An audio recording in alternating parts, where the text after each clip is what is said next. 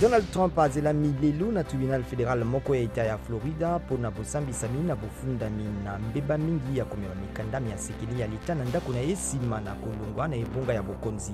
Ezali moko na bosambisami likolo na mokonzi ya kala ya États-Unis oyo alingi kozonga na ebonga na ye. Human Rights Watch esengi na ONU kobakisa bakangi ba M23 pe bakonzi ba Rwanda kati na baye bapesama etumbu. Human Rights Watch ekundoli ete M23 na bakonzi ba Rwanda baye bazali kopesa yango maboko babomi bazwi basi na makasi pe basali mbeba misusu ya bitumba na moneli ya ekolo Congo Démocratique mutu 2021. Union Européenne epesi euro million 500 na mabongisi mabopesi mateya na polisi ya Congo Brazzaville ezali mpona kolakisa bayi polisi kosala mosala na kotosaka makoki mabomoto.